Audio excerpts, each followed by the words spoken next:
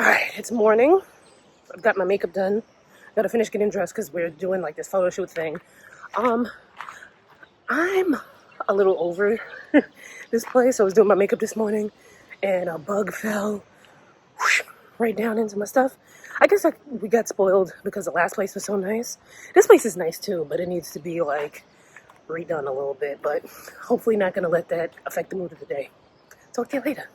So we got on our bus and took the short drive from Coconut Grove Beach Resort over to the area where the Elmina Slave Castle is. In that area, there's a huge commercial market.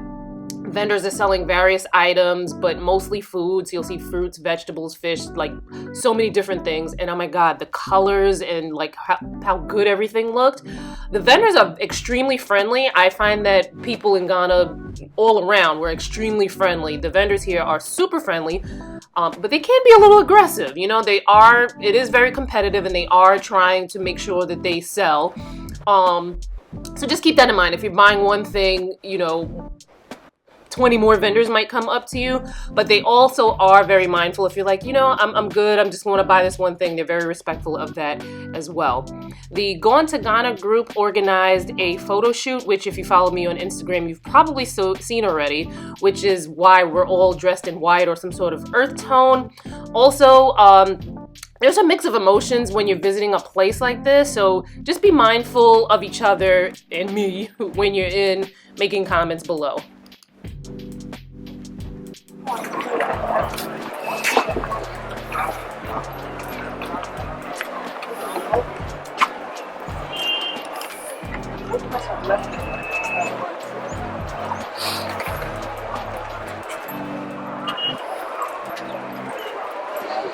Morning.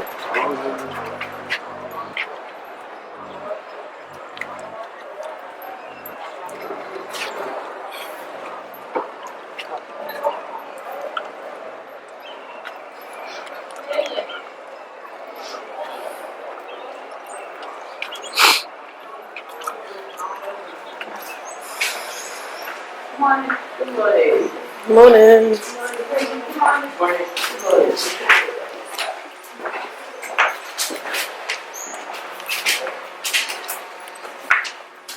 Coffee. So, last year, that's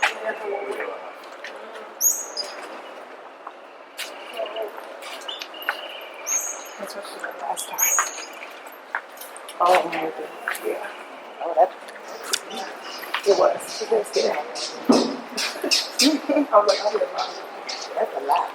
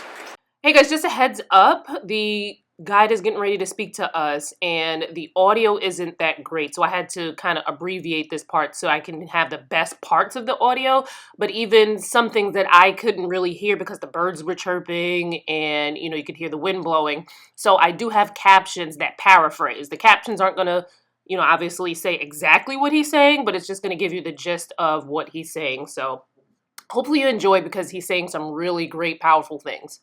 There were a time when this continent was described as the cradle of civilization. There was a time that this continent was dotted with universities of higher learning. Our people were skilled, have invented tools, they have developed how to write, hieroglyphics that have been designed, and so on and so forth. But I keep telling people that, you see, Atlantic slavery and transatlantic slavery were a deliberate tool employed by the European on us to disrupt and interrupt our civilization, our culture, and so on. We have had beautiful empires. I'm talking of Sudan, Ghana Empire, Mali, Shanghai, and so on and so forth. All these empires have collapsed. I keep telling people that one of our major problems as Africans is that we always allow our visitors to overstay their welcome. This continent remains one of the richest. Name it. Yet one of the poorest. These two shouldn't go together. But this is the system, this is the method situation we find itself today. It tells you that we are not doing something correct. We all know that if we keep applying the same method, the same procedure, doing things repeatedly, we're going to get the same result. So going forward, it is on us to change the method,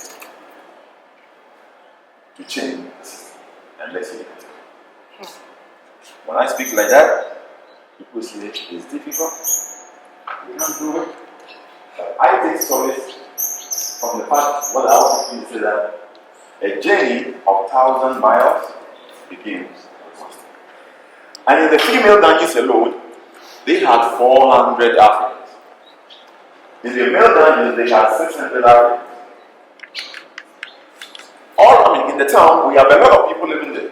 Why is it not possible that we should have come together and get them out? Because we were made to believe, and we accepted that we are different people. It's about time. We need to trust each other. We need to work among ourselves so that together we can change the narrative. At least for now, let's get to it. So the audio here wasn't great. There were some really great things that the guide was saying, but it just wasn't coming out very clear in the audio. So I'm going to take over here and voice over and sort of paraphrase. But I do encourage you to look this up and read more about this subject of the Elmina Slave Castle if you haven't already. But essentially what's going on here is the guide is showing us a bit of the pathway that some of the captured Africans would take. Now, take note of how short, small, and tight some of these doorways are. Even some of the shorter people in our group had to bend down significantly to get through. Some of these doorways and pathways were larger, but as our guide was telling us, the captors were trying to make it very difficult for the captured Africans to be able to escape. So they wanted to make things very narrow so that only one person can fit in through a time. Also, these quarters, this slave castle, which evidently was a Catholic church before they started to hold enslaved people here, they would hold the people for 3 months before they started to ship them off to the Americas. These evil captors wanted to make sure that they had the strongest of the strong. So they deemed anyone who could endure the 3 months being held here in this slave castle as being those who would be able to take on the strong physical toll of the intense labor to come in the Americas. Now you see how skinny this doorway is? A lot of people were, after 3 months, had lost so much weight that they could actually fit through this skinny doorway. And this is the door of no return where, after here, they were shipped off into the Americas. We have different figures telling us the number of our people who were captured, those who died, those who survived, and so forth. But one of them is saying that when you take every 3 captives, 2 died, 1 survived. It continues saying that some 20 million people made it. If, the word is if we are to go by this ratio, then we are saying that some 60 million were involved, of which 40 million. You and I know that in our normal traditional business, the more you sell, all things being equal, higher the profit. So if you have 60 million worth of goods and 40 million will go waste, then it tells you that the business you are in, there is something wrong with it. Mm-hmm. But if you go through this, you get some possible reasons. One, they believe that if they had allowed the Africans to live as normal as possible, they will revolt, they will attack them. So let's get them weak. Those who go through all these difficulties and yet survive, they presume that they were the strongest who could do the work over there.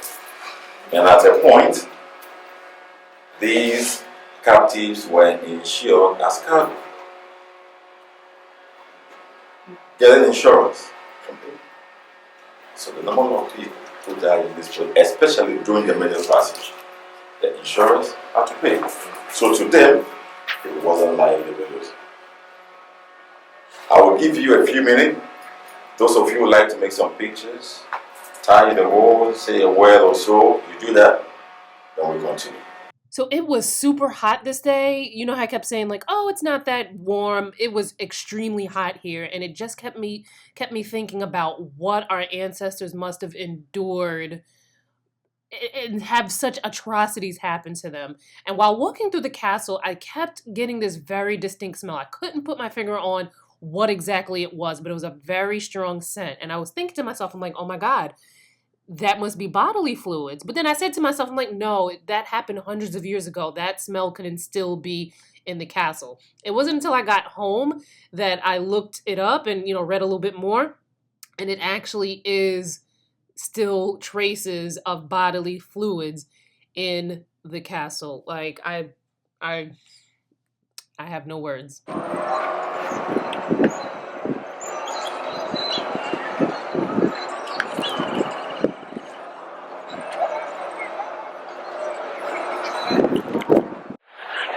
I have words to say, but I can't really formulate them. A lot of emotions going through my mind, given the history, a lot of things that, the things that you knew, but to actually be in the place where it happened just feels like a lot. I wish I could articulate more the way that I feel, but it's just like all these emotions and thoughts are running through my head.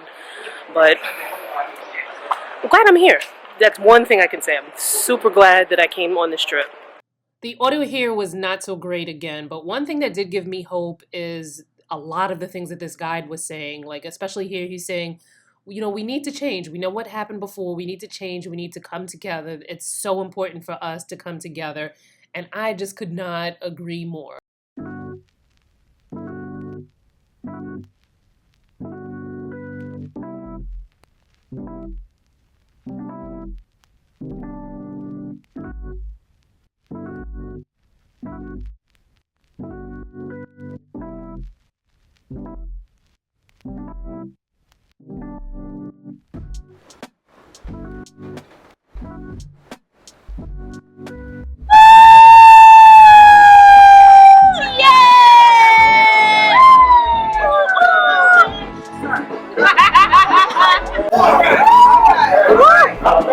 Happy birthday!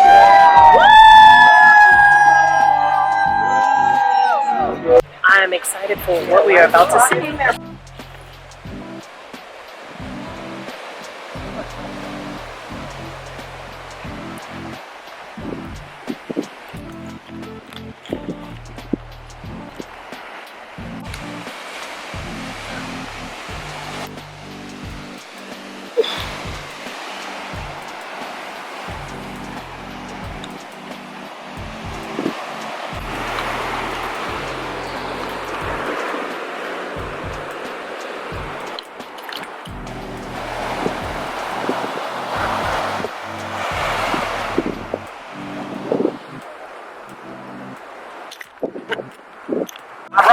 world, everybody calls it Elmina. Elmina. But I tell you tonight, that's not the name of the community. Originally, the name of this community is Anomansa, meaning inexhaustible water. Elmina is not the name.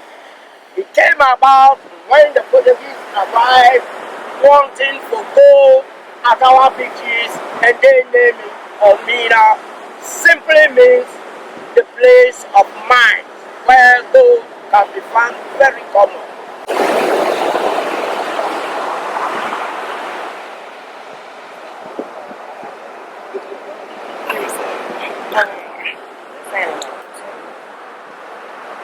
Our good ancestors will call you tonight.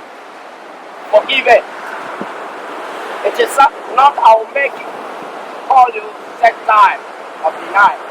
But what is happening tonight that has compelled us to call you at this hour. Forgive and accept him free. O good spirit of our ancestors who lay their life and their strength, we call you this evening.